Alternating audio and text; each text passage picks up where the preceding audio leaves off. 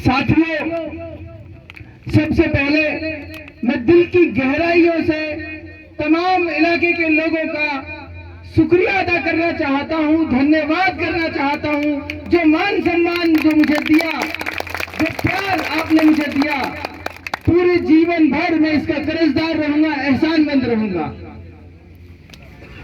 एक बात और नई हुई आज, मैं रात एक नेशनल चैनल पर इंटरव्यू में था, तो उस पैनल के इंटरव्यू जो ले रहा था उसने मुझसे एक सवाल किया कि चुनाव में बहुत पैसा लगता है, पैसा कहां से आएगा।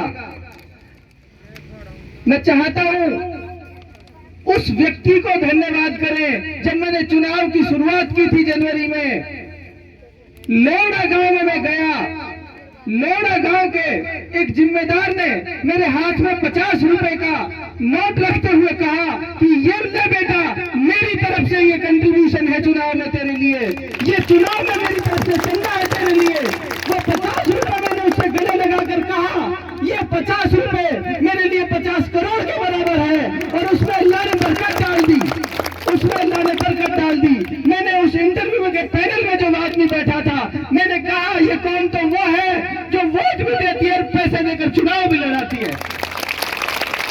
अल्लाह का दिया हुआ मेरे पास सब कुछ है, अल्लाह का दिया मेरे पास सब कुछ है, लेकिन जिस कौम का मैं बेटा हूं, मुझे यकीन है वो कौम मुझे जिताने का काम भी करेगी और आगे बढ़ाने का काम भी करेगी। मैंने उस इंटरव्यू के पैनल के लोगों से कहा था कि देखना किस तरह ये कौम जब चुनाव के मैदान में उतरेगी।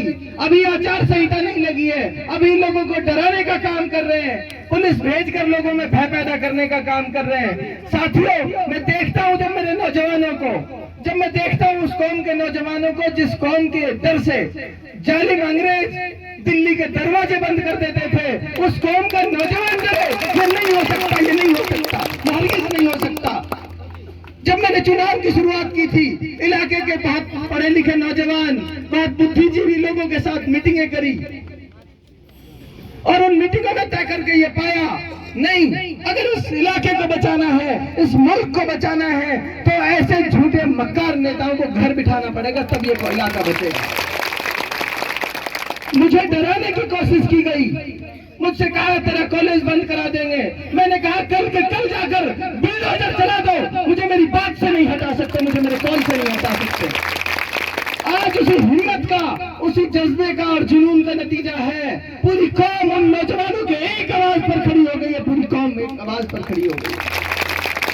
आप साथियों से दरखास्त करता हूं, आप साथियों से विनती करता हूं, इस बार हाथ जोड़कर आपसे अपील है, मुख्तार चुनाव नहीं लड़ रहा, इस बार आपकी दाव, इस बार आपकी इज्जत आबरू दाव पर लगी है। मुख्तार चुनाव लड़ता और हार जाता तो चलता, मुख्तार चुनाव हार जाता तो चलता। जिस दिन उलमा हजरात ने इकट्ठा होकर मुझे ये पगड़ी पहनाई थी, उस दिन मैं रोने लगा था। एक मीडिया वाले साथी ने मुझसे कहा, मुख्तार क्या बात है, क्यों रो रहे हो? मैंने कहा यार